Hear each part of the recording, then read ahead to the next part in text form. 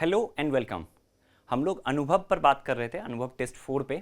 हम लोगों ने इतिहास और कला संस्कृति के प्रश्नों को देख लिया था।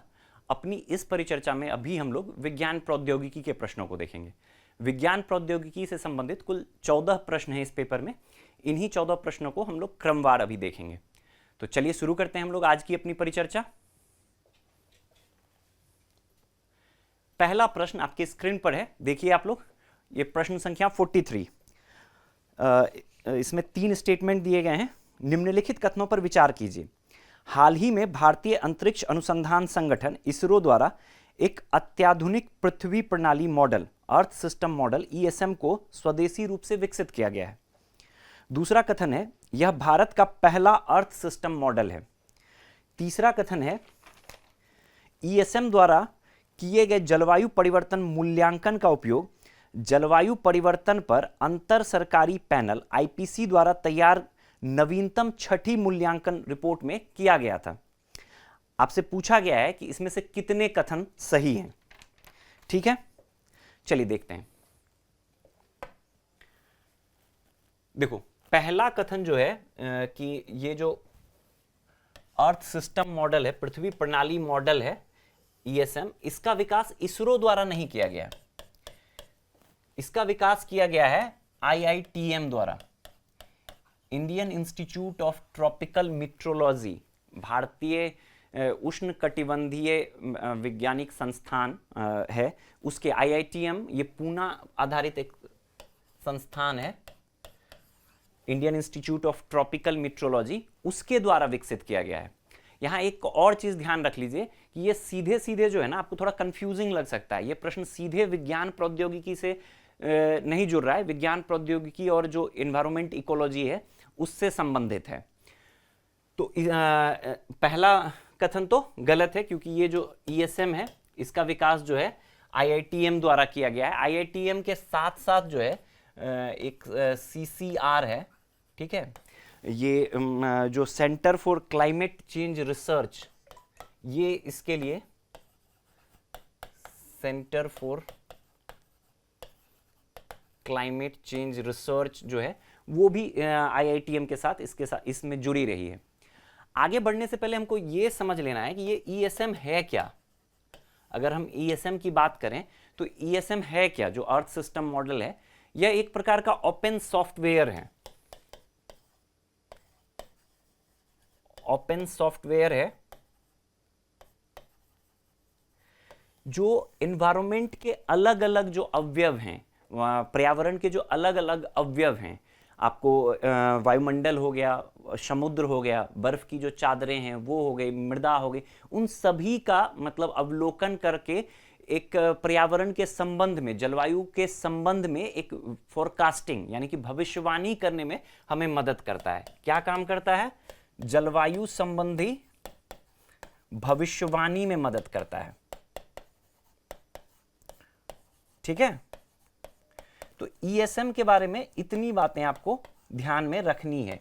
ईएसएम जो भारत का है, ये एक तो दूसरा स्टेटमेंट देखो, भारत का पहला अर्थ सिस्टम मॉडल है, ये बिल्कुल सही बात है। ये भारत का पहला अर्थ सिस्टम मॉडल है। किसके द्वारा विकसित किया गया? आईआईटीएम द्वारा, Indian institute of tropical metrology द्वारा। ईएसएम क्या है? एक प्रकार का ओपन सोर्स सॉफ्टवेयर है। क्या करता है यह? जलवायु संबंधी जो भविष्यवाणी है, अलग अलग जो अवयव हैं उनके बीच एक इंटीग्रेटेड अप्रोच के रूप में कार्य करता है, और जलवायु संबंधी भविष्यवाणी के लिए इसका प्रयोग, मतलब जो फोरकास्टिंग है क्लाइमेट से रिलेटेड, उसमें इसका प्रयोग किया जाता है। क्लियर? इतना बात ईएसएम को लेकर स्पष्ट रहेगा। दूसरा देखो, ईएसएम द्वारा तीसरा स्टेटमेंट देखो, ईएसएम द्वारा किए गए जलवायु परिवर्तन मूल्यांकन का उपयोग जलवायु परिवर्तन पर अंतर सरकारी पैनल आईपीसीसी द्वारा तैयार नवीनतम छठी मूल्यांकन रिपोर्ट में किया गया था। ये सही बात है। देखो, जो ये वाला ईएसएम है, भारत का जो अपना स्वदेशी ईएसएम है जो विकसित किया गया है, ये फुल्ली ऑपरेशनल 2025 में होगा। ठीक है, लेकिन जो ये आईपीसीसी की छठी रिपोर्ट है, इसमें भारत संबंधी जो अवलोकन रहा, उसमें इस ईएसएम के डाटा का प्रयोग किया गया, ईएसएम का उपयोग किया गया। तो ये कथन सही है। इसको आप एज इट इज इंफॉर्मेशन के तौर पे, एक सूचना के तौर पे आप इसको ध्यान में रखेंगे। तो 2 कथन सही है। सही उत्तर क्या हो जाएगा? विकल्प बी। अगले प्रश्न पर बढ़ते हैं। अगला प्रश्न है प्रश्न संख्या 46। देखिए आप लोग,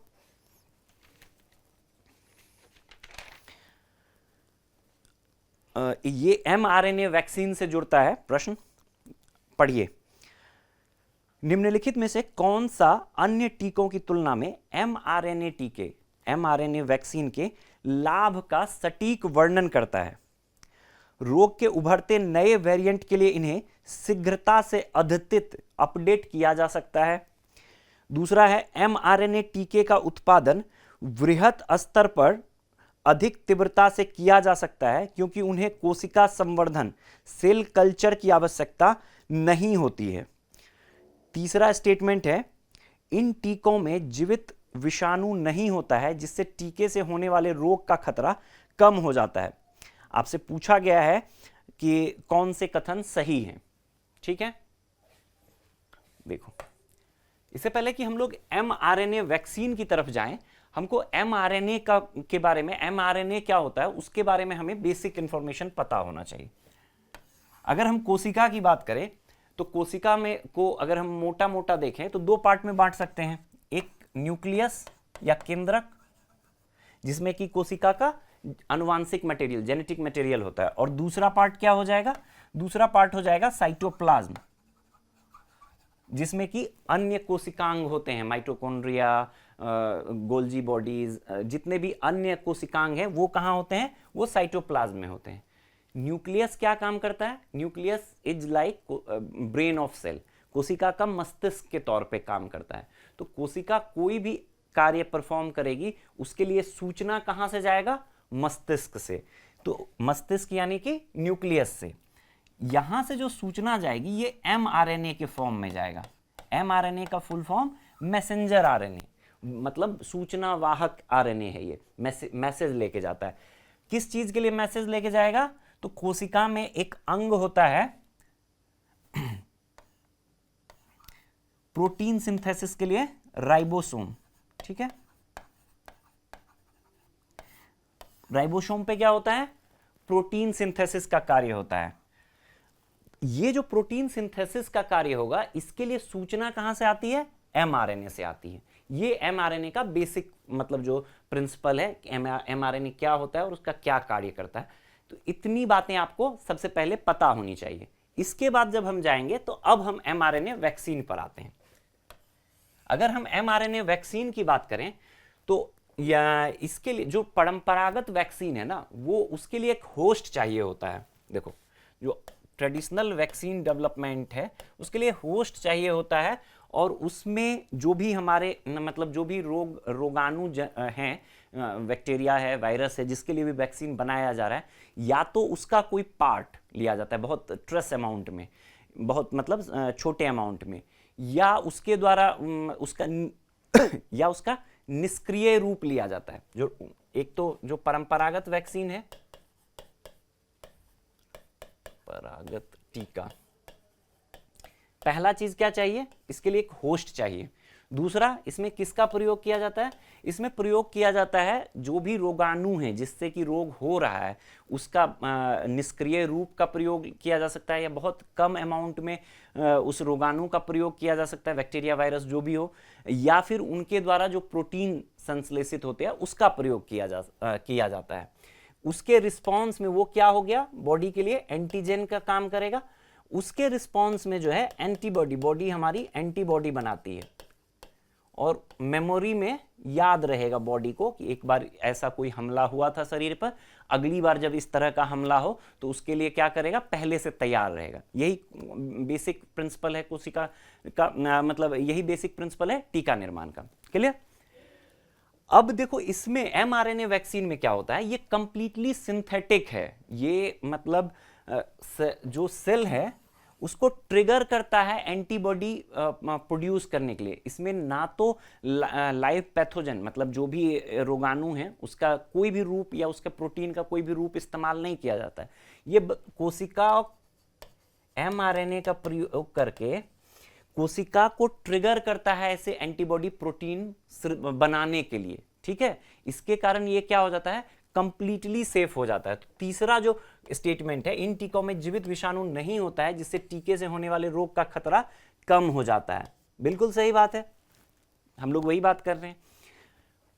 दूसरा कथन देखो, mRNA टीकों का उत्पादन वृहद स्तर पर अधिक तीव्रता से किया जा सकता है। अब देखो, पहला कथन मैंने परंपरागत टीकों के बारे में क्या बोला है कि इसको होस्ट चाहिए, लेकिन mRNA वैक्सीन कंप्लीटली सिंथेटिक होता है, इसको होस्ट नहीं चाहिए। इसके कारण ये बहुत तेजी से, होस्ट नहीं चाहिए दैट मीन्स कि सेल कल्चर की जरूरत नहीं होती है, सेल कल्चर की जरूरत नहीं होती है, होस्ट नहीं चाहिए, तो बहुत तेजी से बनाया जा सकता है और बहुत बड़े अमाउंट, बहुत जल्दी से बनाया जा सकता है और बहुत बड़े अमाउंट में बनाया जा सकता है। ठीक, दूसरा स्टेटमेंट भी सही है। अब देखो, नए वेरिएंट के लिए इन्हें शीघ्रता से अपडेट किया जा सकता है। बाकी सारे प्रोसेस से अगर थोड़ा भी लॉजिक लगाओगे तो भी ये सही हो जाएगा। ठीक है, तीसरा कथन जो है कि इसके लिए इजीली इसको मतलब अपडेट किया जा सकता है। अगर अक्सर आप कोविड-19 के टाइम में आप देख रहे होगे कि वेरिएंट, उसके अलग अलग वेरिएंट के बारे में आपने सुना होगा, तो अलग अलग वेरिएंट के लिए भी तेजी से इसको अपडेट किया जा सकता है। ये भी इसका एक लाभ है जो mRNA वैक्सीन है। अभी हाल के दिनों में ये तीनों कथन सही है, विकल्प डी जो है हमारा सही उत्तर हो जाएगा। ठीक है, 1 2 3 तीनों कथन सही है, विकल्प डी उत्तर हो जाएगा। अब देखो, ये अभी हाल में चर्चा में रहा था mRNA वैक्सीन, एक तो कोविड के टाइम में भी चर्चा में रहा, अभी हाल में देखोगे आप मलेरिया के लिए ना एक स्टेटमेंट मान लो आपको दे सकता है, मलेरिया के लिए भी ट्रायल चल रहा है mRNA वैक्सीन का, तो इसके कारण भी ये इंपॉर्टेंट हो जाता है। क्लियर, अगले प्रश्न पर बढ़ते हैं।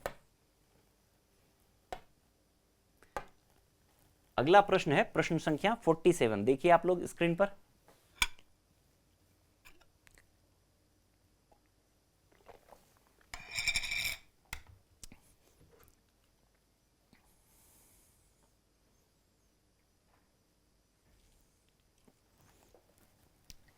ये है, फिटनेस बैंड जैसे पहनने योग्य उपकरण रक्तचाप को कैसे मापते हैं।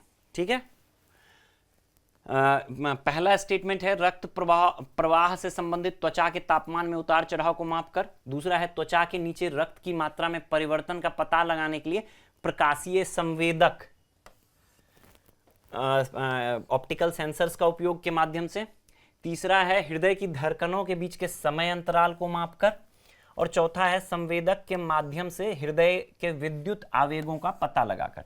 देखो, सही उत्तर जो हो जाएगा फिटनेस बैंड, सही उत्तर जो हो जाएगा ये क्या हो जाएगा, विकल्प बी जो है आपका, त्वचा के नीचे रक्त की मात्रा में परिवर्तन का पता लगाने के लिए ऑप्टिकल सेंसर्स। आप सभी स्मार्ट वॉच, मैंने भी पहन रखा है, आप सभी स्मार्ट वॉच, फिटनेस बैंड वगैरह देखते होंगे, उसके पीछे वाला पार्ट जो आपके स्किन से टच कर रहा होता है, आप देखोगे उसमें हमेशा लाइट जलते रहता है। मोस्टली क्या होता है, ग्रीन रेड लाइट जलता है, ग्रीन एंड रेड लाइट।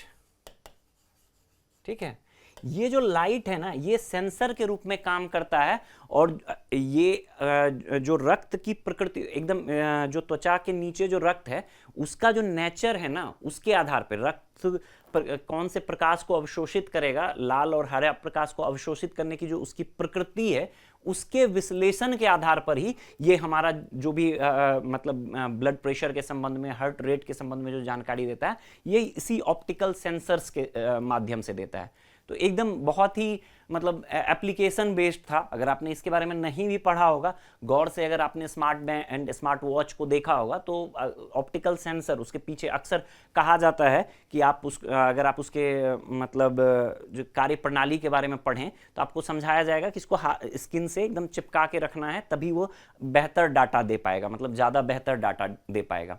दूसरा एक चीज़ और आप ध्यान में रखेंगे, इसके 2 तरह का मोड होता है।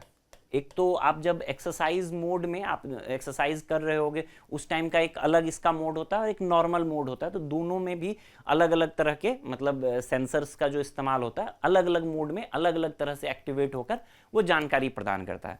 तो एकदम कॉमन सेंस पर, मतलब हो सकता है कि आपने नहीं पढ़ा हो इसके मैकेनिज्म के बारे में, लेकिन अगर आप थोड़ा सा भी कॉमन सेंस लगाओगे तो ये ऑप्टिकल सेंसर से आप इसको इजीली पकड़ सकते थे। क्लियर, चलो अगले प्रश्न पर बढ़ते हैं। अगला प्रश्न है प्रश्न संख्या 48। देखिए आप लोग स्क्रीन पर, ये प्रश्न है, हाल ही में सर्न ने फ्यूचर सर्कुलर कोलाइडर का प्रस्ताव दिया है जो दुनिया के सबसे बड़े कण कोलाइडर के रूप में लार्ज हेड्रॉन कोलाइडर LHC को प्रतिस्थापित करेगा। निम्नलिखित में से कौन सा कण कोलाइडर के उद्देश्य का सर्वोत्तम वर्णन करता है? देखो,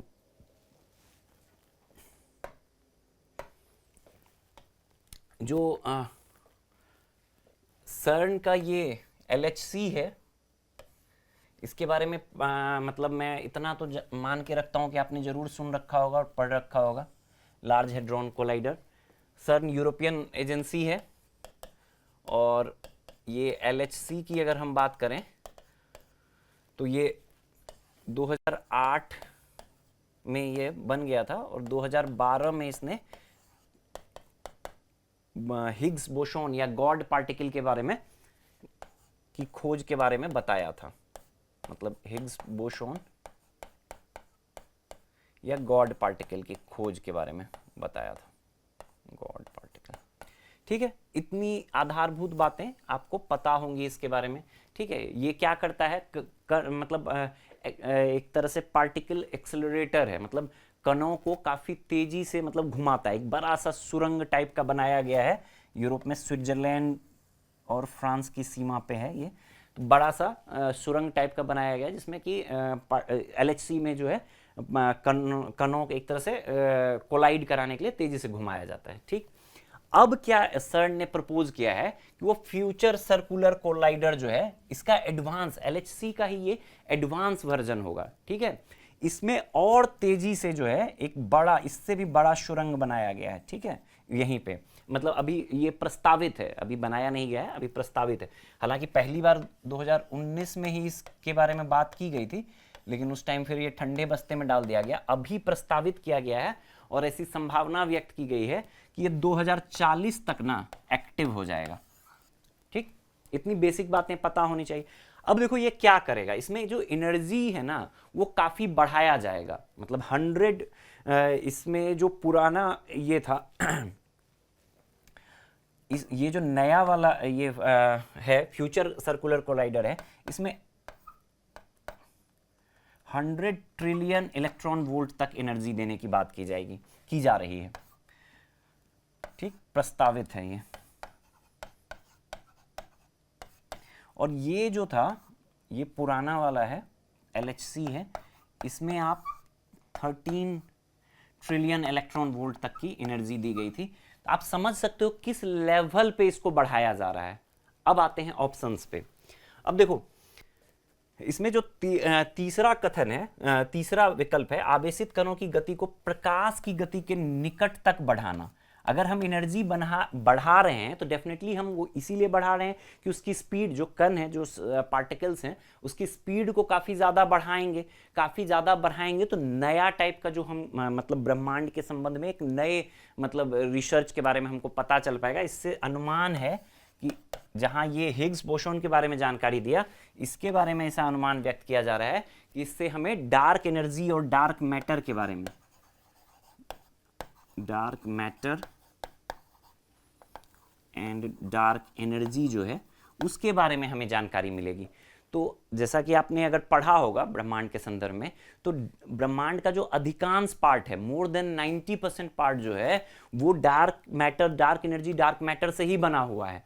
उसके संदर्भ में एक बेहतर हमें इंसाइट मिलने की संभावना रहेगी। ये जो फ्यूचर सर्कुलर कोलाइडर होगा, इसके थ्रू, ये सर्न का ही, LHC का ही एक तरह से एडवांस वर्जन है। अगर आपको LHC के बारे में पता होता तो बाकी इस प्रश्न को करने में आपको कहीं कोई दिक्कत नहीं हुआ होता।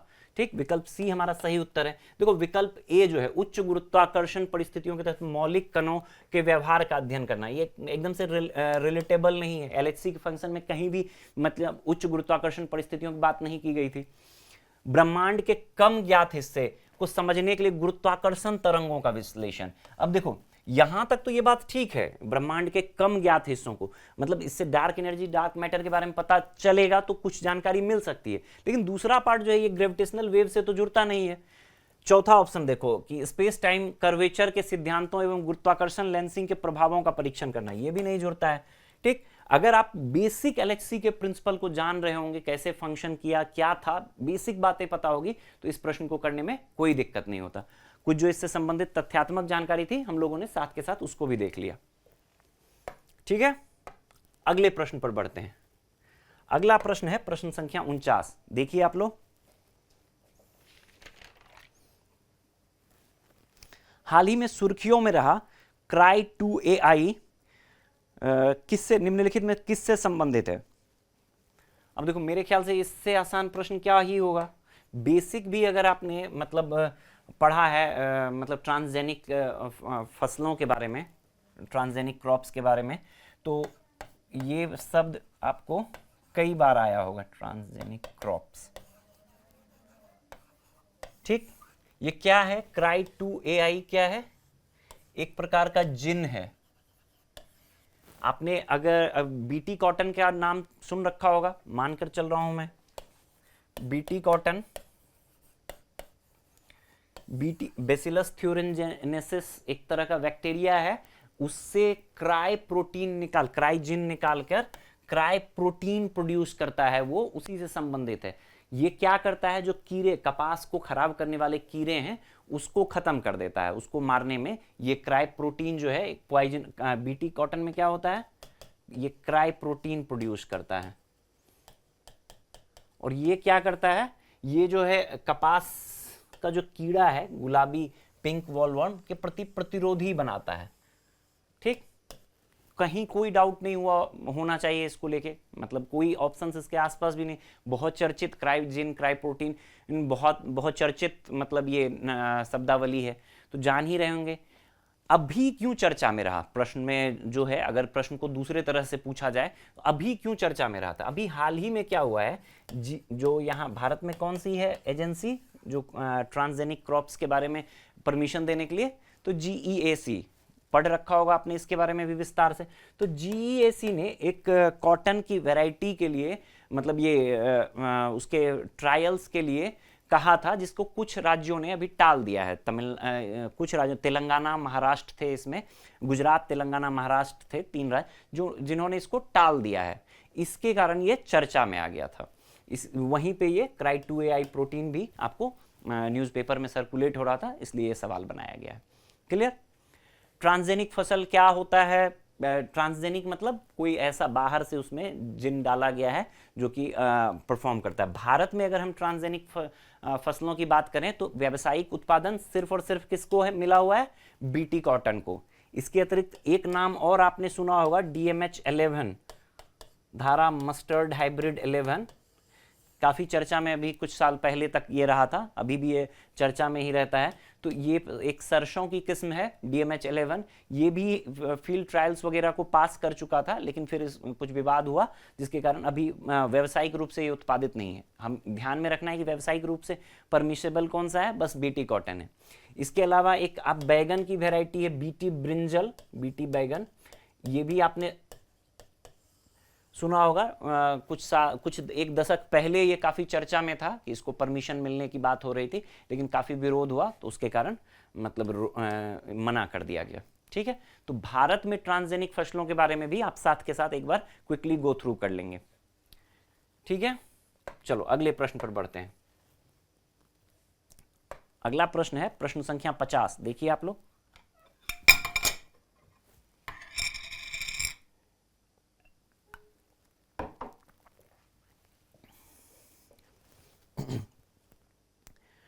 निम्नलिखित में से किस परिघटना अवलोकन ने हाल ही में गुरुत्वाकर्षण तरंगों का पता लगाने में भारत के विशाल मीटर वेव रेडियो टेलीस्कोप की मदद की है? ठीक है, चलो देखते हैं। इसमें ये वन लाइनर प्रश्न है, तो अब देखो ये जो जाइंट मीटर वेव टेलीस्कोप है, GMRT है, अगर हम इसकी बात करें तो ये पुणे स्थित एक टेलीस्कोप है, ये दुनिया के 6 सबसे बड़े टेलीस्कोप में से एक है। अभी हाल में ये चर्चा में इसलिए आया कि पल्सर से निकलने वाले संकेतों में समय का विचलन, इससे मतलब एक तरह से ग्रेविटेशनल वेव्स के बारे में मतलब एक नया समझ ये प्रस्तुत कर रहा है। पल्सर क्या होता है? पल्सर को ऐसा माना जाता है कि ये इसको ब्रह्मांड की आप घड़ी समझ सकते हो। तो ब्रह्मांड की घड़ी है, तो इसमें अगर कोई भी विचलन हुआ तो ब्रह्मांड के संबंध में एक बेहतर अंडरस्टैंडिंग हमें प्रस्तुत करेगा। ठीक, तो इसमें पल्सर से निकलने वाले संकेतों का जो विचलन है उसको स्टडी किया गया है जीएमआरटी पूना द्वारा। ठीक है, उसी के कारण ये चर्चा में आ गया था और ये मतलब एक बड़ा मतलब समझ लो कि भारतीय संदर्भ में अगर हम बात करें तो एक बड़ा अचीवमेंट के तौर पे रहा है। यहाँ पे एक और संस्थान है जिसमें इनपैट, इंडियन पल्सर एरे इनपैट है।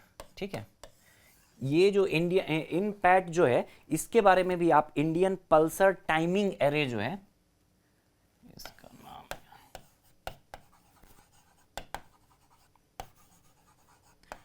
पल्सर टाइमिंग एरे, ये भी इसके साथ जुड़ा रहा है। जो जीएमआरटी है इसके साथ इसकी महत्वपूर्ण भूमिका रही है इसमें। तो इम्पॉर्टेंट ये हो जाता है कि जीएमआरटी जो है ग्रेविटेशनल वेव्स का पता लगाने में एक बड़ा ब्रेक थ्रू मिला है। किसके थ्रू? तो पल्सर से निकलने वाले संकेतों में समय का विचलन। ठीक है, ये बड़ा ब्रेक थ्रू है, इसके कारण ये चर्चा में रहा था। एज इट इज आप इसको वन लाइनर सवाल है तो आप एज इट इज ध्यान में रखिएगा। आपसे सवाल को उल्टा करके भी पूछा जा सकता है, मतलब जो अभी आंसर है उसको प्रश्न बना के पूछा जा सकता है कि किस संस्थान को इसमें अचीवमेंट मिला है। तो आप जीएमआरटी का नाम भी ध्यान में रखेंगे। क्लियर? अगले प्रश्न पर बढ़ते हैं। अगला प्रश्न है प्रश्न संख्या 51। ये एसेरेशन रीजन टाइप सवाल है। देखिए आप लोग, निम्नलिखित कथनों पर विचार कीजिए। इसमें पहला कथन है विषाणु जनित संक्रमण के उपचार में प्रतिजैविक एंटीबायोटिक्स अप्रभावी होते हैं। ठीक, दूसरा कथन है विषाणुओं की कोशिका भित्तियां सेलुलोज सूक्ष्म तंतुओं माइक्रोफैब्रिल से बनी होती हैं जो उन्हें प्रतिजैविक दवाओं के प्रति प्रतिरोध प्रदान करती है। आपसे पूछा गया है कि कौन सा एसेरेशन रीजन टाइप सवाल है, तो पूछा गया कौन सा ये है। अगर हम पहले कथन की बात करें तो ये जो है विषाणु जनित संक्रमण के उपचार में एंटीबायोटिक्स अप्रभावी होते हैं, ये सही है। आमतौर पे मतलब ऐसे भी पूछा जाता है स्टेट्स वगैरह में कि किस पर अप्रभावी है एंटीबायोटिक्स, तो विषाणु जनित संक्रमण पे अप्रभावी हैं। जो एंटीबायोटिक्स आमतौर पे प्रयोग किसके लिए होता है? बैक्टीरिया, फंगल इन्फेक्शन वगैरह जो होता है उसमें होता है, वायरस के लिए नहीं होता है। तो ये इसमें तो कोई डाउट नहीं होगा कि अगर वायरल इन्फेक्शन है तो उसमें हम एंटीबायोटिक्स का प्रयोग नहीं करते हैं, यहाँ कोई डाउट नहीं होगा। दूसरा स्टेटमेंट देखो, विषाणुओं की कोशिका भित्तियां सेलुलोज सूक्ष्म तंतुओं से बनी होती है, जो अब देखो ये वाला गलत है। अगर हम पहला वाला जो कथन है इसके हम कारण क्यों एंटीबायोटिक्स प्रभावी नहीं होती है वायरल इन्फेक्शन में, उसको अगर हम जान लें तो हम स्वतः से इसका जो रीजन है और दूसरा कथन है इसको भी हम समझ सकते हैं। देखो, बैक्टीरिया और वायरस का जो बनावट होता है ना वो अलग होता है। वायरस सेल के स्टेज पे तो पहुंचा ही नहीं है। वायरस क्या होता है? एक प्रोटीन कवरिंग होता है, बस इसको समझो ऐसे कि प्रोटीन कवरिंग होता है और जेनेटिक मटेरियल, मतलब वायरस एक जेनेटिक मटेरियल है जिसको एक प्रोटीन कवर किया हुआ रहता है, बस इतना ही है वायरस। ठीक, बैक्टीरिया या फिर अन्य जो जीव हैं उसमें क्या होता है कि सेल के स्तर, वायरस एक चीज और है कि बस इतना होता है और ये अपने सारे काम कैसे करता है? होस्ट सेल की मदद से करता है। जब तक होस्ट सेल में वायरस नहीं जाता है तो वो निष्क्रिय रहेगा, जैसे ही होस्ट सेल में वो जाएगा तो सक्रिय होता है। ठीक, ये वायरस के स्ट्रक्चर के बारे में बेसिक बातें हैं, इतनी जानकारी होनी चाहिए। जो बैक्टीरिया या फिर अदर रोगाणु हैं उसमें क्या होता है, उसमें जो उसका सेल मेम्ब्रेन होता है, सेल वॉल तो छोड़ दो, सेल मेम्ब्रेन की बात करते हैं हम, जो उसका सेल मेम्ब्रेन होता है उस पे अटैक करता है एंटीबायोटिक्स। अब वायरस में सेल मेम्ब्रेन होता ही नहीं है, सेल के स्तर तक ही नहीं पहुंचा है, सेल मेम्ब्रेन की अनुपस्थिति है, इस कारण जो है मतलब अटैक कर, इसी कारण एंटीबायोटिक जो है इस पे प्रभावी नहीं होगा। तो ये वाला जो है, अगर इस कथन को थोड़ा उल्टा करके, ये कथन क्यों गलत है ये समझ गए, सही उत्तर हमारा क्या हो जाएगा, विकल्प सी हो जाएगा। कथन सही है लेकिन कथन 1 सही है, कथन 2 सही नहीं है। अब देखो अगर हम इसकी बात करें, ये जो दूसरा कथन है, अगर इसको थोड़ा उल्टा घुमा के दिया जाता तो शायद सही होता। विषाणुओं की कोशिका भित्तियां, अगर ये कह देता कि विषाणुओं में कोशिका भित्तियां नहीं होती है, मतलब सेल मेम्ब्रेन नहीं, सेल मेम्ब्रेन सेल वॉल नहीं होता है, इसी के कारण मतलब एंटीबायोटिक इस पे इफेक्टिव नहीं होता है, तो फिर ये सही एक्सप्लेनेशन हो जाता। क्लियर, स्पष्ट है? तो सही उत्तर क्या हो जाएगा, विकल्प सी। वायरस पे जो है एंटीबायोटिक्स नहीं प्रयोग हो पाता है, क्यों? क्योंकि इसमें सेल मेम्ब्रेन अनुपस्थित होता है। चलो अगले कथन, अगले प्रश्न पर बढ़ते हैं। अगला प्रश्न है प्रश्न संख्या 52। देखिए, ई सिम प्रौद्योगिकी, ई सिम टेक्नोलॉजी के संदर्भ में निम्नलिखित कथनों पर विचार करिए। पहला है, यह सीधे मोबाइल हार्डवेयर में ही इंटीग्रेटेड, एकीकृत होता है। यह पुनः प्रोग्राम योग्य, रीप्रोग्रामेबल होता है, रीप्रोग्रामेबल है, जो उपयोगकर्ताओं को सिम कार्ड बदले बिना नेटवर्क ऑपरेटर बदलने की सुविधा प्रदान करता है। तीसरा है, यह वैश्विक कनेक्टिविटी को बढ़ाते हुए उपकरणों को एक साथ कई नेटवर्क से जुड़ने की सुविधा प्रदान करता है। आपसे पूछा गया है कि कितने कथन सही हैं, ठीक है। देखो, आजकल कई सारे फोन में ई सिम आते हैं, ई सिम की सुविधा आती है। ई सिम प्रौद्योगिकी के बारे में जो पहला चीज है, जैसे ही आपने ई सिम के बारे में सुना, आपके दिमाग में आना चाहिए कि ये हार्डवेयर के फॉर्म में होता है, ठीक है, हार्डवेयर के फॉर्म में इंटीग्रेटेड होता है मोबाइल के साथ ही, यही इसकी मूल विशेषता है। मतलब इसके लिए अलग से एक स्लॉट, जैसे हम फिजिकल सिम है, जो भौतिक सिम है, उसमें क्या होता है, आपने इस फोन से निकाला, दूसरे फोन में आपने लगा के इस्तेमाल कर सकते हैं। लेकिन ई सिम जो है, जिस डिवाइस में लगा हुआ है उसी डिवाइस में आप उसका प्रयोग कर सकते हैं, ऐसे नहीं बदल सकते हैं, ठीक। तो इसमें क्या होता है कि हार्डवेयर में इंटीग्रेटेड होता है, तो ये कथन सही है। बेसिक अगर हम ई सिम की बात करें तो बेसिक फीचर यही है कि हार्डवेयर का ही पार्ट होता है, हार्डवेयर में मतलब अस्थायी रूप से हार्डवेयर का ही पार्ट होता है। दूसरे कथन पे आओ, पहला कथन सही, यह पुनः प्रोग्राम योग्य है, रीप्रोग्रामेबल है, जो उपयोगकर्ताओं को सिम कार्ड बदले बिना नेटवर्क ऑपरेटर बदलने की सुविधा प्रदान करता है। बिल्कुल सही बात है। देखो ये क्या होता है, हार्डवेयर से जुड़ा है, मदरबोर्ड का भी हिस्सा होता है, ठीक है, मदरबोर्ड का हिस्सा होता है, मदरबोर्ड से कनेक्टेड रहता है, इसके कारण रीप्रोग्रामेबल है। रीप्रोग्रामेबल है मतलब कि आप उपयोग कर, सिम कार्ड बदले बिना जो है आप अपना नेटवर्क प्रोवाइडर बदल सकते हैं, रीप्रोग्रामेबल है ये ई सिम कार्ड, ये इसकी एक विशेषता है। तीसरा कथन जो है, अब देखो इससे तीसरे कथन पे जाने से पहले हम इसके कुछ और अन्य पक्षों को भी देख लेते हैं। अब देखो ई सिम का क्या फायदा होगा कि अगर मान लो आपका फोन चोरी हो गया तो आपके सिम का दुरुपयोग नहीं हो सकता है कि इस सिम को किसी और डिवाइस में निकाल के लगा दिए, या कुछ अन्य जो डाटा चोरी वगैरह की बात होती है सिम कार्ड के थ्रू, वो नहीं हो सकता है, वो इसका एक विशेषता है, ठीक है। लेकिन नुकसान भी है, जैसे कि आपका डिवाइस टूट गया, मान लो आपात स्थिति में कभी आपने फोन गिर गया, टूट गया, कुछ भी ऐसा हो गया, फोन डेड हो गया है, ऑफ हो गया है, आपको चार्जर नहीं है, उस टाइम में जो हमारा परंपरागत सिम, फिजिकल सिम है, क्या करते हैं हम एक डिवाइस से निकालकर दूसरे डिवाइस में लगा के हम कॉलिंग वगैरह कर सकते हैं। लेकिन ई सिम में ये व्यवस्था नहीं है, ये इसकी एक सीमा के रूप में आप देख सकते हो। अब आते हैं तीसरे कथन पर, यह वैश्विक कनेक्टिविटी को बढ़ाते हुए उपकरणों को एक साथ कई नेटवर्क से जुड़ने की सुविधा प्रदान करता है। देखो ये इसकी सीमा है, ये नहीं है। एक और बड़ी सीमा क्या है कि बहुत सारे ऐसे देश हैं ना जो इसके लिए, ई सिम के लिए कनेक्टिविटी नहीं प्रदान कर रहे हैं, उन देश में ई सिम नहीं है, कनेक्टिविटी नहीं प्रदान कर रहे हैं, तो वो इसके लिए एक सीमा हो जाएगी ई सिम की। दूसरी, ये एक साथ कई नेटवर्क से जुड़ नहीं, ये भी इसका लिमिटेशन है, एक साथ कई नेटवर्क से जुड़ने के लिए नहीं करता है। आजकल आप देखोगे मतलब कि कई सारे यूएस बेस्ड जो आईफोन 14 रहा है उसमें एक बड़ी समस्या क्या है कि उसमें सिर्फ ई सिम ही लगा हुआ है, ठीक है, दूसरा फिजिकल सिम के लिए जगह नहीं है। तो ये भी एक बड़ी सीमा के रूप में इसका मतलब है। ई सिम की जो मतलब आप कह सकते हो कौन से जो समस्याएं हैं उसके रूप में ये है। तो ये गलत स्टेटमेंट है। आपसे पूछा है कितने कथन सही हैं, तो विकल्प जो पहला और दूसरा सही है, तो विकल्प बी जो है सही उत्तर हो जाएगा, केवल 2।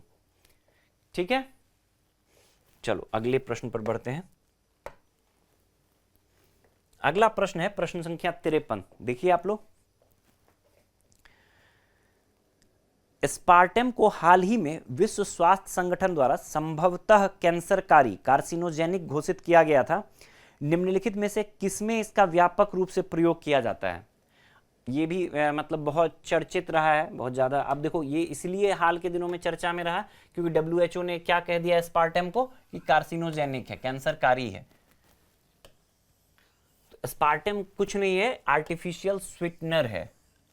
आप जो शुगर फ्री वगैरह वाला ऐड देखते हैं ना कि इसमें जो अलग अलग टाइप के मतलब ड्रिंक्स आते हैं जो कहता है कि शुगर फ्री है, मिठास तो उसमें रहती है बट शुगर फ्री, उन सब चीज़ों में बहुत सारे व्यंजनों में जो है इसका प्रयोग किया जाता है। तो ये एस्पार्टम क्या है? आर्टिफिशियल स्वीटनर है। जो हमारा परंपरागत चीनी है ना, इसकी तुलना में ये 200 गुना ज़्यादा मीठा होता है। जो लो कैलोरी इनटेक मतलब जो थोड़ा फिटनेस पे ध्यान देने वाले लोग रहते हैं, वो लो कैलोरी इनटेक वाले जो वस्तुओं का प्रयोग करते हैं, उसमें जो यही एस्पार्टम का प्रयोग होता है। ये आर्टिफिशियल स्वीटनर है। इतना बात ध्यान में आप रखेंगे। थोड़ी और चीज़ें इसके बारे में हम जान लेते हैं। ये 1965 में पहली बार इसकी खोज की गई और इसकी खोज का श्रेय जाता है J.M. स्लेडर को। J.M. स्लेडर को, ठीक है। ये भी नाम ध्यान हो सकता है, थोड़ा अगर टफ सवाल बनाना हो तो इस तरह से पूछा जा सकता है कि आर्टिफिशियल स्वीटनर के संबंध में निम्नलिखित, एस्पार्टम के संदर्भ में निम्नलिखित कथनों पर विचार करिए। एक स्टेटमेंट बना देगा कि आर्टिफिशियल स्वीटनर है, दूसरा स्टेटमेंट बना देगा कि ये हाल ही में WHO ने इसको संभवतः कार्सिनोजेनिक बताया है। तीसरा स्टेटमेंट इसके किसने इसकी खोज की इसके बारे में दिया जा सकता है कि 1965 में J.M. स्लेडर ने इसकी खोज की। तो इस चीज़ को आप ध्यान रख सकते हैं। दूसरा एक और चीज़ है, ये इसमें 2 एमिनो एसिड होता है। ये आर्टिफिशियल है तो इसके स्ट्रक्चर के बारे में, इसमें 2 अमीनो एसिड होता है। हो सके अगर तो आप इन दोनों के नाम ध्यान में रखें। एक जो है आपको ये है एस्पारिक एसिड और दूसरा है phenylalanine. Aspartic acid as it is आप नाम ध्यान रख सकते हैं कि 2 एमिनो एसिड से बना है। कम चांसेस है, लेकिन बहुत अगर मतलब टफ सवाल बनाने का कोशिश किया जाए तो हो सकता है। तो आप एक बार चर्चा में आया तो आप दोनों को नाम को ध्यान में ही रख लें। 2 एमिनो एसिड से बना होता है, एक एस्पारिक एसिड और दूसरा फेनिल एलिनिन। ठीक है। तो एस्पार्टम क्या है? आर्टिफिशियल स्वीटनर है। हाल ही में WHO ने इसको कार्सिनोजेनिक बताया है। 200 गुना ज़्यादा जो परंपरागत चीनी है उससे 200 गुना ज़्यादा मीठा होता है। एक और चीज़, ये 1965 में J.M. स्लेडर ने इसकी खोज की थी और ये इस 2 एमिनो एसिड एस्पारिक एसिड और फेनिल एलिनिन से मिलकर बना होता है। ठीक है, अगले प्रश्न पर बढ़ते हैं। अगला प्रश्न है प्रश्न संख्या 54। देखिए, भारतीय अंतरिक्ष नीति 2023 के संदर्भ में निम्नलिखित कथनों पर विचार कीजिए। पहला है, निजी संस्थानों को अंतरिक्ष क्षेत्र में संपूर्ण गतिविधियां एंड टू एंड एक्टिविटीज संचालित करने की अनुमति प्रदान की जाएगी। दूसरा है, इसरो अंतरिक्ष प्रणालियों के परिचालन संबंधी विनिर्माण कार्यों से स्वयं को अलग कर लेगा। तीसरा है, इन स्पेस अंतरिक्ष प्रक्षेपण के लिए एकल खिड़की मंजूरी, सिंगल विंडो क्लियरेंस और प्राधिकरण एजेंसी, ऑथराइजेशन एजेंसी के रूप में कार्य करेगा। आपसे पूछा गया है कि इसमें से कितने कथन सही हैं। अब देखो, ये एकदम फैक्चुअल इंफॉर्मेशन पे बेस्ड है, इसमें कुछ भी मतलब समझने लायक बातें नहीं है। आपसे मेंस में भी ये सवाल पूछा जा सकता है कि जो अंतरिक्ष नीति 2023 है, भारतीय अंतरिक्ष नीति 2023 है, उसके प्रमुख बिंदुओं की चर्चा करते हुए उसके महत्व का समालोचनात्मक विश्लेषण करें, ऐसा कुछ भी पूछा जा सकता है। तो पहली रिक्वायरमेंट क्या होगी कि आपको इसके बारे में, इसके जो प्रावधान है उसके बारे में आपको जानकारी होनी चाहिए। तो ये प्रश्न सीधा सीधा इसके प्रावधानों से जुड़ता है। क्या है पहला स्टेटमेंट? निजी, ये सही है, निजी संस्थानों, जो मूल था ना, जो अंतरिक्ष पॉलिसी रही है, लंबे समय से ये बात की जा रही थी कि भारत में जो अंतरिक्ष पॉलिसी है उसमें निजी क्षेत्र को बढ़ावा दिया जाए, निजी क्षेत्र आगे आए। तो ये निजी क्षेत्र की भूमिका को काफी बढ़ाने की बात की गई है इसमें। तो ये कथन उसी को इंगित कर रहा है कि निजी संस्थाओं को अंतरिक्ष क्षेत्र में संपूर्ण गतिविधियां एंड टू एंड संचालित करने की अनुमति प्रदान की जाएगी। मतलब निजी क्षेत्र उपग्रह बना सकते हैं, जो भूमिगत स्टेशंस वगैरह हैं वो कर सकते हैं, जितनी भी अंतरिक्ष गतिविधियां हैं उसमें निजी क्षेत्र की भूमिका रहेगी। दूसरा बात इसमें क्या कहा गया था कि जो इसरो है ना, इसकी भूमिका को तर्क संगत बनाने की बात की गई थी। मतलब लंबे समय से जो इसरो काम कर रहा है उससे थोड़ा इसरो को हटकर अन्य क्षेत्रों में जो परिचालन गतिविधियां हैं ना, परिचालन संबंधी विनिर्माण कार्यों से स्वयं को अलग कर लेगा। ये बात सही है। मतलब इसरो की भूमिका को थोड़ा रेशनल करने के लिए कहा गया था कि अन्य जो निजी क्षेत्र हैं उनको आगे बढ़ाया जाएगा और इसरो अन्य कार्यों में संलग्न रहेगा। तो ये भी कथन सही है।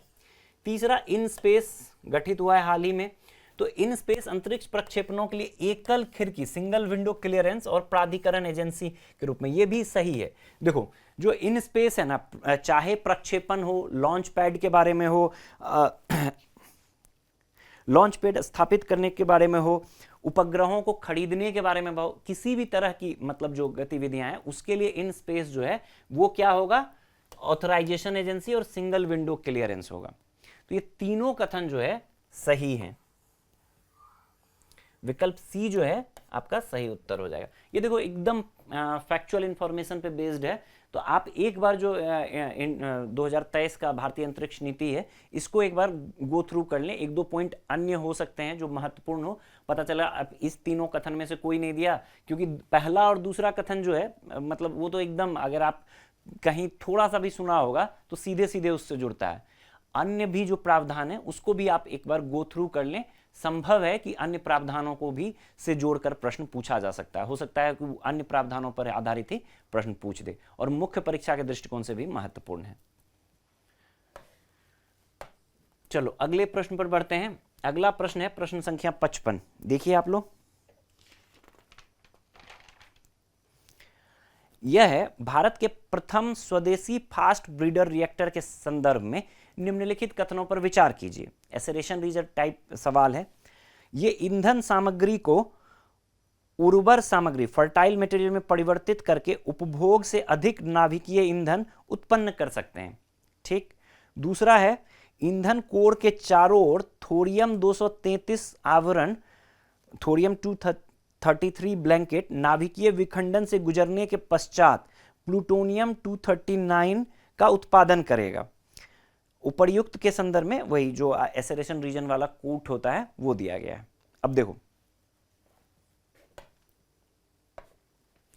ये वाला जो सवाल है ये इसलिए चर्चा में आया कि आपसे पहले ही कह दिया है कि प्रथम फास्ट ब्रीडर रिएक्टर कहां पे, तो जो कल्पपक्कम है ना, तमिलनाडु में कल्पपक्कम, यहां पे प्रधानमंत्री नरेंद्र मोदी द्वारा जो है इसका जो कोर लोडिंग थी, भारत के पहले प्रोटोटाइप फास्ट ब्रीडर रिएक्टर,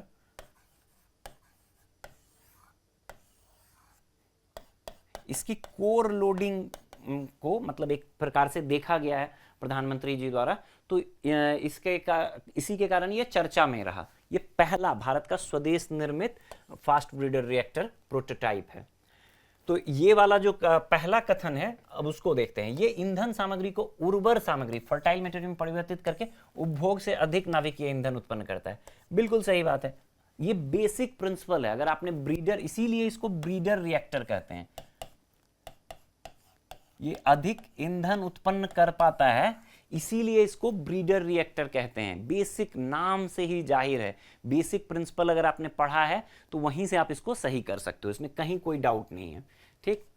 दूसरे कथन पे आओ। ईंधन कोर के चारों ओर थोरियम, देखो इसमें क्या होता है, ये दूसरे स्टेटमेंट पे जाने से पहले, ये सेकेंड जो फास्ट ब्रीडर रिएक्टर है, ये भारत के नाभिकीय, हम अगर भारत का नाभिकीय कार्यक्रम है, इसके 3 चरणीय नाभिकीय कार्यक्रम है, तो इसमें ये नाभिकीय कार्यक्रम के दूसरे चरण में प्रवेश कर गया है भारत, ठीक है। और का सेकेंड फेज है, और इसमें क्या किया जा रहा है, इसमें प्लूटोनियम और यूरेनियम का मिक्सचर, मतलब प्लूटोनियम और यूरेनियम ऑक्साइड का मिक्सचर का इस्तेमाल किया जा रहा है ईंधन के रूप में, ठीक। इस बात को ध्यान में रखेंगे। जो प्रथम चरण है उसमें यूरेनियम का इस्तेमाल किया जा रहा है, इस चरण में प्लूटोनियम यूरेनियम मिक्सचर का इस्तेमाल किया जा रहा है। और इसके बाहर ना थोरियम का जो है ब्लैंकेट के रूप में इस्तेमाल किया जाएगा, थोरियम 233। ये बात यहां तक सही है कि थोरियम का ब्लैंकेट का इस्तेमाल किया जाएगा एक तरह से, लेकिन थोरियम 233 नहीं किया जाएगा, थोरियम 232 किया जाएगा। और ये जो है ये प्लूटोनियम 239 में नहीं बदलेगा, ये यूरेनियम 235 में बदलेगा। इसी के कारण ये बात तो सही है, लेकिन इसके बारे में थोड़ा सा आपसे डिटेल जानकारी के स्तर पर आपको से थोड़ा डिटेल जानकारी की अपेक्षा की गई है, इसी कारण ये स्टेटमेंट ही गलत हो जा रहा है। बात ठीक है कि थोरियम 232 इस्तेमाल करेगा, और जो कि यूरेनियम 233 में कन्वर्ट होगा, यूरेनियम 233 में कन्वर्ट होगा, जो थर्ड फेज के लिए, तृतीय चरण के लिए हमारे लिए क्या करेगा, ईंधन का काम करेगा, ईंधन थर्ड फेज में। आप सभी अवगत होंगे कि भारत में थोरियम के पर्याप्त भंडार हैं, जो दक्षिण भारत में केरल, विशेष करके केरल के तट पे जो मोनाजाइट सैंड्स हैं उसमें थोरियम के पर्याप्त भंडार हैं। तो इसी के लिए जो 3 चरणीय, होमी जहांगीर भाभा द्वारा जो 3 चरणीय परमाणु कार्यक्रम प्रस्तावित किया गया था, वो इसी को इंगित करता है। थर्ड फेज, सेकेंड फेज में जो ब्लैंकेट इस्तेमाल होगा, यही थर्ड फेज में जो है हमें ईंधन के रूप में प्रयुक्त होगा। तो यहाँ नाम को आपको थोड़ा ध्यान में रखना है कि थोरियम 232 इस्तेमाल किया जाएगा, थोरियम 233 नहीं। और इसमें जो है प्लूटोनियम 239 नहीं, यूरेनियम 233 बनेगा। तो दूसरा स्टेटमेंट गलत है, सही उत्तर क्या हो जाएगा, विकल्प सी। एक नाम आप और ध्यान में रखिएगा, ये जो प्रोटोटाइप फास्ट ब्रीडर रिएक्टर है, भाविनी है, भाविनी, इसका नाम ध्यान में रखिएगा, भाविनी। ये इसी के द्वारा बनाया गया है, 2003 में परमाणु इसको बनाया गया है, भाविनी के द्वारा जो प्रोटोटाइप है फास्ट ब्रीडर रिएक्टर का, ये बनाया गया। और ये जो परमाणु ऊर्जा विभाग है उसके सीधे नियंत्रण में ये काम करती है। भाविनी मतलब भारतीय नाभिकीय विद्युत लिमिटेड है, भारतीय नाभिकीय विद्युत लिमिटेड। तो इस हो सकता है आपसे भाविनी से जोड़कर एक स्टेटमेंट बना दे, पूछा जा सकता है ये जो कलपक्कम वाला प्रोटोटाइप फास्ट ब्रीडर रिएक्टर है, इसका विकास किसके द्वारा किया गया, इसका विकास भाविनी के द्वारा किया गया। ठीक, चलो अगले प्रश्न की तरफ बढ़ते हैं। अगला प्रश्न है प्रश्न संख्या 56। देखिए आप लोग, ये राष्ट्रीय क्वांटम मिशन का लक्ष्य विभिन्न क्षेत्रों में प्रौद्योगिकी क्रांति लाना है। इसके निम्नलिखित प्रभावों पर विचार कीजिए। अब देखो ये भी एकदम सिंपल सवाल है और इंफॉर्मेशन बेस्ड सवाल है। पहला है जटिल समस्या समाधान के लिए कंप्यूटिंग शक्ति में उन्नति। दूसरा है भू केंद्रों के मध्य उपग्रह आधारित सुरक्षित क्वांटम संचार। क्वांटम सामग्रियों का डिजाइन और संश्लेषण। पूछा है उपर्युक्त में से कितने कथन नेशनल क्वांटम मिशन के संभावित प्रभावों को दर्शाते हैं। अब देखो, अगर क्वांटम मैकेनिक्स पर आधारित राष्ट्रीय क्वांटम मिशन क्या है, ये क्वांटम मैकेनिक्स पर बेस्ड तकनीकी को, मतलब क्वांटम आप कह सकते हो क्वांटम यांत्रिकी, क्वांटम मैकेनिक्स को क्वांटम यांत्रिकी पर बेस्ड है। क्वांटम यांत्रिकी क्या होता है कि सब एटॉमिक लेवल पे जो पार्टिकल और एनर्जी का बिहेव होता है ना, उसकी स्टडी क्वांटम मैकेनिक्स के क्षेत्र में की जाती है। ये क्या करेगा, एडवांस कंप्यूटिंग बनाने में मदद करेगा। क्वांटम कंप्यूटिंग, सही बात है, एडवांस कंप्यूटिंग नेक्स्ट लेवल का जो कंप्यूटिंग है उसको बनाने में हेल्प करेगा। तो ये वाला सही है। दूसरा, इसका इंक्रिप्शन काफी बेहतर होता है। इंक्रिप्शन काफी बेहतर होगा तो ज्यादा सुरक्षित संचार किया जा सकता है। तो दूसरा स्टेटमेंट, प्रभु केंद्रों के मध्य उपग्रह आधारित सुरक्षित क्वांटम संचार, तो ये भी इसका एक लाभ या एक मतलब प्रभाव समझ सकते हैं। और क्वांटम सामग्रियों का डिजाइन और संश्लेषण, डेफिनेटली अगर हम क्वांटम नेशनल क्वांटम मिशन में हम इस चीज की बात करेंगे ही कि जो क्वांटम आधारित उत्पाद हैं, डिजाइन है, उसका बेहतर संश्लेषण हो, बेहतर डिजाइन बने। तो एकदम जनरल इंफॉर्मेशन पे बेस्ड है सवाल। तीनों कथन सही है, विकल्प सी आपका सही उत्तर हो जाएगा। अगले प्रश्न पर बढ़ते हैं। अगला प्रश्न है प्रश्न संख्या 57। देखिए, ये कह रहा है प्रायः सुर्खियों में रहने वाला काला अजार रोग निम्नलिखित में से किसके कारण होता है? मच्छर के काटने से प्रसारित होने वाले विषाणु वायरस के कारण, सैंड फ्लाई के माध्यम से प्रसारित होने वाले परजीवी के कारण, तीसरा है दूषित जल स्रोतों में पाए जाने वाले बैक्टीरिया के कारण, संक्रमित मृदा के कारण, मृदा के संपर्क में होने वाले एक फंगल कवक संक्रमण के कारण। देखो, ये चर्चा में रहा, इसलिए डिजीज उन्मूलन की बात की जा रही है। काला अजार, ब्लैक फीवर कह सकते हो आप इसको, ब्लैक फीवर डिजीज होता है। ये क्या होता है? एक पैरासिटिक डिजीज है। विकल्प बी जो है ना, सैंड फ्लाई के कारण होता है। एक मतलब वेक्टर बेस्ड, सैंड फ्लाई जो है इसका वेक्टर है और इसके कारण होता है। अगर हम काला अजार की रोग की बात करें,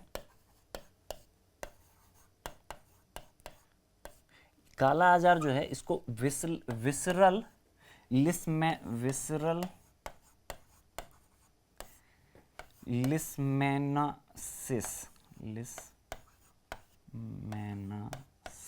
भी कहा जाता है। क्या कहा जाता है? विसरल लिस्मेनासिस। ठीक है, आप वीएल के रूप में भी इस शॉर्ट फॉर्म में आप ध्यान रख सकते हैं। ये जो लिस्मेनासिस है ना, एक मतलब पैरासाइट है, उसके पैरासाइट है, प्रोटोजोवन है, प्रोटोजोन पैरासाइट है लिस्मेनिया जीनस का, उसी के कारण होता है।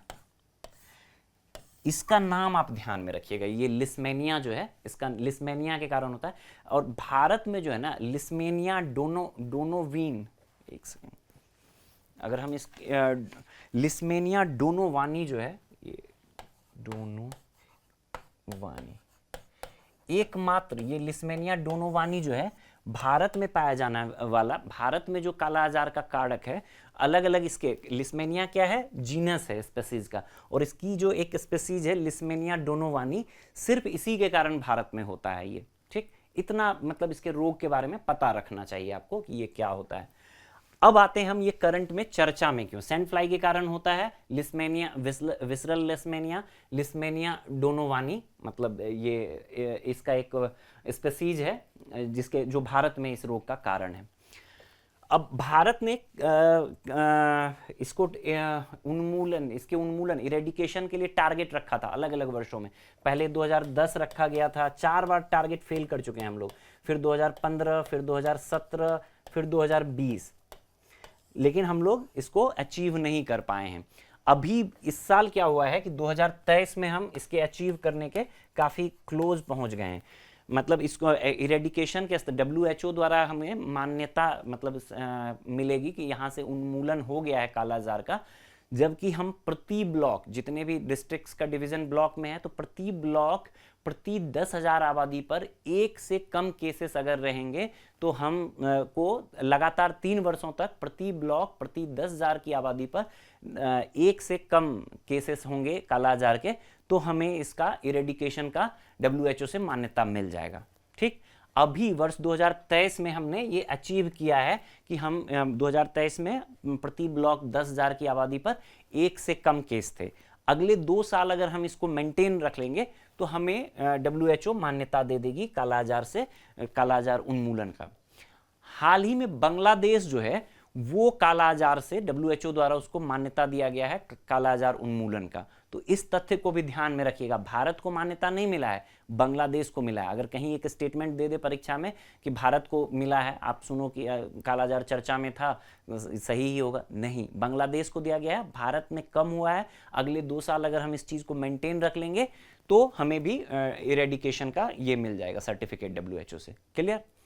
भारत में अगर हम बात करें तो इस रोग का जो लोड रहा है वो पूर्वी राज्यों में बहुत रहा है। पूर्वी राज्यों में विशेष करके बिहार, झारखंड, पश्चिम बंगाल, उत्तर प्रदेश, ये 4 राज्य हैं, इन्हीं 4 राज्यों में मूल रूप से इसका दबाव रहा है इस रोग का। ठीक, तो इस बात को भी आप साथ के साथ ध्यान में रखेंगे। चलो अगले प्रश्न पर बढ़ते हैं। अगला प्रश्न है प्रश्न संख्या 58। देखिए आप लोग, ये प्रश्न है, रूफटॉप सौर पैनल के संदर्भ में निम्नलिखित कथनों पर विचार कीजिए। ये सूर्य के प्रकाश को विद्युत में परिवर्तित करने के लिए सौर तापीय सोलर थर्मल तकनीक का उपयोग करते हैं। दूसरा है, भारत के अधिकांश घरेलू उपकरणों में सौर पैनल से उत्पन्न विद्युत का उपयोग इन्वर्टर के बिना नहीं किया जा सकता है। तीसरा है, भारत में रूफटॉप सौर प्रणाली की अधिकतम स्थापित क्षमता गुजरात में है। आपसे पूछा गया है कि कौन सा कथन सही है, कितने कथन सही है। आओ देखते हैं। देखो ये जो सोलर रूफटॉप है, रूफटॉप सोलर पैनल, अगर हम सोलर एनर्जी के लिए बात करें तो हम 2 तरह की तकनीक अपनाते हैं। एक तो ये जो सोलर थर्मल है ये हम इस्तेमाल करते हैं जो सौर तापीय है, और दूसरा हम सोलर PV फोटोवोल्टिक जो पैनल है उसका इस्तेमाल करते हैं। तो जो सोलर रूफटॉप है ना, उसमें हम सोलर PV का इस्तेमाल करते हैं, सोलर थर्मल का उपयोग नहीं करते हैं। ठीक, तो ये वाला कथन गलत है। दूसरा है, भारत के अधिकांश घरेलू उपकरणों सौर पैनल से उत्पन्न विद्युत का उपयोग इन्वर्टर के बिना नहीं किया जा सकता। सही है। देखो होता क्या है कि हमारे यहाँ जो अधिकांश उपकरण है वो किस पे काम करते हैं, वो AC पे काम करते हैं, अल्टरनेटिंग करंट पर काम करते हैं। मैं मानकर चल रहा हूं कि अल्टरनेटिंग करंट और डायरेक्ट करंट से आप अवगत होंगे। तो ये किस चीज पर काम करते हैं, ये अल्टरनेटिंग करंट पर काम करते हैं। और जो ये सोलर पैनल हैं, PV हैं, ये DC डायरेक्ट करंट प्रोड्यूस करते हैं। अब ये अगर डायरेक्ट करंट प्रोड्यूस करते हैं तो हमारा जो अधिकांश उपकरण है वो काम नहीं करेगा अगर इन्वर्टर नहीं होगा। DC को AC में कन्वर्ट करने के लिए इन्वर्टर चाहिए। तो ये वाला जो कथन है सही है। तीसरा है, भारत में रूफटॉप सौर प्रणाली की अधिकतम स्थापित क्षमता गुजरात में है। ये भी बिल्कुल सही बात है। भारत में लगभग 11 गीगावाट के आसपास जो है अभी सोलर रूफटॉप स्थापित क्षमता है। इसमें गुजरात नंबर 1 है, संभवतः 2.8 के आसपास जो है, 2.8 गीगावाट है इसका स्थापित क्षमता।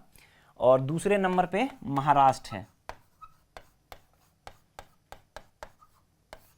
यहां एक चीज और ध्यान में रखने वाली बात है, ये जो हम बात कर रहे हैं सोलर रूफटॉप के बारे में बात कर रहे हैं, ओवरऑल सोलर एनर्जी के बारे में बात करेंगे तो राजस्थान कहीं आगे है, राजस्थान टॉप पे है। सोलर रूफटॉप में गुजरात आगे है, कंफ्यूज नहीं होना है। ओवरऑल सोलर एनर्जी में राजस्थान नंबर 1 पे है भारत में। क्लियर? 2 कथन है सही, पहला कथन गलत है, विकल्प बी जो है हमारा सही उत्तर हो जाएगा। 1-2 बातें और आप यहां पे ध्यान रख सकते हो। एक जो चीजें हैं जिसको आप संभावित प्रश्न बन सकता है। देखो पहला स्टेटमेंट में जो सोलर थर्मल है और सोलर PV है, फोटोवोल्टिक और सोलर थर्मल पैनल और सोलर फोटोवोल्टिक पैनल, उन दोनों के मैकेनिज्म में क्या अंतर है, कौन ज़्यादा आसान है, कौन ज़्यादा स्पेस लेता है, किसकी परिचालन क्षमता बेहतर है, किसका मेंटेनेंस आसान है, इसके बारे में आप एक बार क्विकली गो थ्रू कर लें। वो हो सकता है कि एक कंपैरिजन पे बेस्ड सवाल आपसे पूछा जा सकता है। अगर हम यहाँ बात करें तो जो सोलर PV है इसका मेंटेनेंस जो है ये तुलनात्मक रूप से सोलर थर्मल की तुलना में कम मतलब बेहतर है। सोलर PV का मेंटेनेंस सस्ता है, आसान है, ज़्यादा मेंटेनेंस नहीं लगता है। लेकिन जो ओवरऑल इफिशियंसी है ना वो इसकी सोलर थर्मल की काफ़ी ज़्यादा, ये अप्रोक्सीमेटली 70% तक इफिशियंट है, सोलर एनर्जी का 70% तक दोहन कर सकता है। और ये जो है 15 से 20-25% के आसपास का इसका है, तो कम इफिशियंट है ये, ठीक है। लेकिन मेंटेनेंस जो है उसकी मतलब सोलर पीवी की आसान है। क्लियर? तो एक बार आप इसके बारे में गो थ्रू जरूर कर लेंगे। चलो, तो ये था हमारा इस सेशन में जो विज्ञान प्रौद्योगिकी के प्रश्न थे उसके बारे में। आगे हम लोग जो करंट अफेयर्स, इंटरनेशनल रिलेशन और मिसलेनियस खंड वाले हैं उसके प्रश्न, और जो इकोनॉमी खंड के प्रश्न हैं उसको देखेंगे। Thank you very much.